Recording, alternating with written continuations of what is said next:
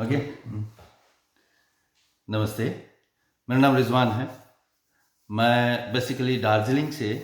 Waste Bengal, Kalimpong, exactly मेरा जगह कालिम्पोंग है। तो बहुत दिन से ये जो हमारे देश में जो पेट्रोल और डीजल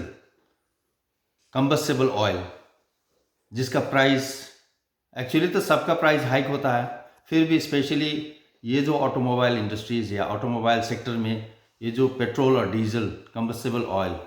का जो दाम बढ़ रहा था, उससे क्या हो रहा था कि आम आदमी जिसको अपना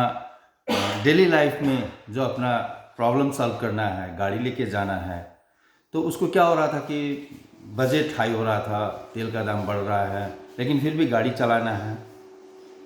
उसके साथ साथ में पॉपुलेशन इतना ज़्यादा बढ़ रहा है, डेंसिटी हाई हो गया, ट्रैफिक जाम होता है, उससे पॉल्यूशन भी हाई हो रहा था, क्योंकि जितना इंजन चलेगा उतना ही कंबस्टेबल एग्जॉस्ट होता है, कार्बन डाइऑक्साइड। और साथ साथ में कोविड हुआ था, उसमें कोविड में तो और भी एक कंबस्टन जो था उससे बहुत इसका साइड इफ़ेक्ट ज़्यादा था, इसका इम्पैक्ट ज़्यादा था। तो जिस हिसाब से मैंने सोच रहा था कि अगर ऑटोमोबाइल इंडस्ट्रीज़ में हम लोग इसमें कुछ रेवोल्यूशन ला सकते हैं, तो उसके लिए क्या एक अच्छा सॉल्यूशन होगा। तो बाय द टाइम मुझे यूट्यूब में gogoa1.com श्रीकांत शिंदे सर, उनका जो वीडियो देखा उससे मुझे बहुत इंस्पिरेशन हुआ। तो इंस्पिरेशन होने के बाद इस बार मुझे चांस मिला कि उनसे एक बार कांटेक्ट करूं, उनसे मिलूं। तो पिछले हम लोग दिसंबर 6th 7th में या 7th 8th में या 2 दिन का जो ट्रेनिंग था, वो ट्रेनिंग में जो हम लोग अटेंड किए, उसमें जितना हम लोग को डिटेल्स मिला, उससे एक प्रोत्साहन बढ़ा, एक इंस्पिरेशन आया कि नहीं, इसमें और भी ज़्यादा डिटेल में जानना है, मास्टर कोर्स करना है। तो बाय द टाइम फिर यूट्यूब में हम लोग को दूसरा ऐड मिला कि नहीं, 7 दिन का जो 26 तारीख से 26 दिसंबर से जो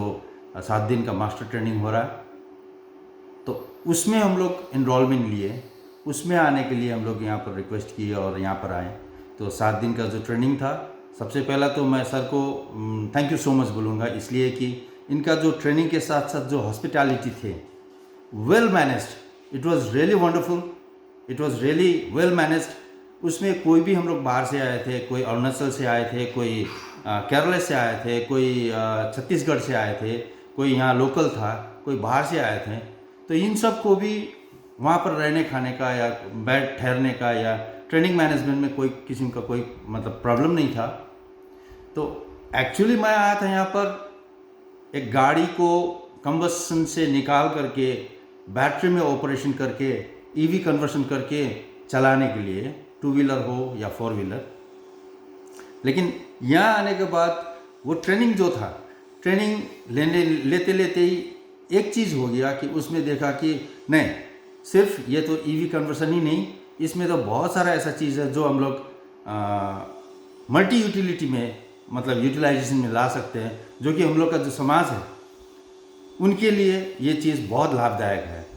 जैसे कि मैंने यहाँ पर आकर के देखा कि ईवी कन्वर्सन तो हो रहा है, ईवी कन्वर्सन के साथ साथ में 4 व्हीलर भी कर रहे हैं। 4 व्हीलर में जो ईवी कन्वर्सन हो रहा है उसमें हाइब्रिड सिस्टम भी था, फुल ईवी भी था, जिससे क्या हो रहा था कि अगर कोई गाड़ी एवरेज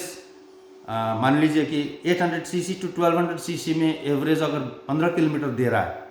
तो ये थ्रू दिस ईवी कन्वर्सन हम लोग वही गाड़ी को कम से कम 30, 35, 40 किलोमीटर तक स्ट्रेच कर सकते हैं। अगर कोई आदमी 1 लीटर तेल में 30-40 किलोमीटर तक थ्रू ईवी जा सकता है, तो उसमें क्या हो रहा है कि उनके लिए तो इकोनॉमिक है ही है,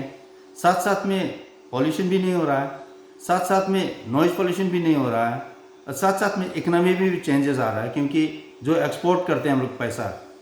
तेल लाने के लिए, उसमें भी कंट्री को क्या हो रहा था कि देश को इकोनॉमी में बहुत सपोर्ट हो रहा था।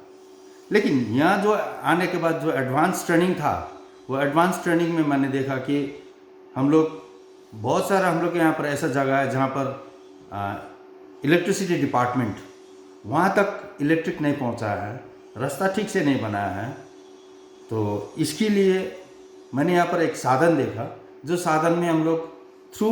रिन्यूएबल एनर्जी सोलर सिस्टम में हम लोग ईवी जो कंपोनेंट्स है उसको वहाँ पर लगा करके पावर सोर्स रिजर्व करके प्रिजर्व करके ईवी को मैकेनिकल कन्वर्शन करके वो मैकेनिकल कन्वर्शन को फिर हम लोग रीजनरेट करके मल्टीप्लाई कर सकते हैं। जैसे कि 4 kVA का अगर हम लोग मोटर चलाए तो कम से कम 15 kVA तक हम लोग जनरेट कर सकते हैं। तो 15 kVA अगर जनरेट कर पाते हैं तो उससे क्या होता है कि हम लोग का जो प्रोडक्शन कॉस्ट है बहुत कम पड़ रहा है, ताकि हम लोग वो जो इलेक्ट्रिसिटी है हम लोग बाहर में वो गांव में अगर दे सकते हैं तो गांव में क्या होगा, अगर इलेक्ट्रिसिटी आया तो वहाँ पर एजुकेशन लेवल में बहुत इम्प्रोवाइजेशन होगा। और जितना हम लोग का समाज में अगर एजुकेशन लिमिट बढ़ गया तो शायद समाज भी अपलिफ्टमेंट हो जाएगा। तो इसीलिए बहुत सारा ऐसा चीज़ देखा यहाँ पर जो मैं शायद ये शॉर्ट वीडियो में आपको पूरा एक्सप्लेन नहीं कर पाऊँगा, लेकिन फिर भी मैं सबको यही बोलता हूँ कि अगर कोई किसी को अगर ये वीडियो देख करके किसी को भी यहाँ आना है तो आप लोग वेबसाइट है उनमें कांटेक्ट कर सकते हैं। gogoa1.com देने से आपको पूरा डिटेल्स मिल जाएगा। वहाँ पर आइए, ठीक तरह से सीखिए और अपना जो समय है, ये जो टाइम जो टर्निंग पॉइंट है, this is the right time a turning point. मतलब हम लोग को अपना जो हिस्ट्री है वो हिस्ट्री को चेंज करना है, रिवोल्यूशन लाना है। तो मैं सबको यही बोलता हूँ, विनती करता हूँ, या आपको कोई भी ऐसा आदमी है जो कि जिसको अगर इसके बारे में जो मुझे जानता है, मैं कालिम्पोंग से हूँ और किसी को अगर इसके बारे में समझना है तो आके मेरे साथ मिल सकते हैं, या कोई भी आदमी जो वीडियो देख रहा है उन सबको मैं ये बोलता हूँ कि आप लोग आइए, सीखिए। दिस इज़ वर्थ, आप जितना सोच करके आएंगे उससे कहीं गुना ज़्यादा आपको एजुकेशन मिल जाएगा, ताकि आप ईवी रिवोल्यूशन ला सकते हैं, साथ साथ में किसी को एजुकेशन भी दे सकते हैं। सबको मैं नया वर्ष का, नव वर्ष का शुभकामना देते हुए मेरा बात यहीं ख़त्म करता हूँ। धन्यवाद।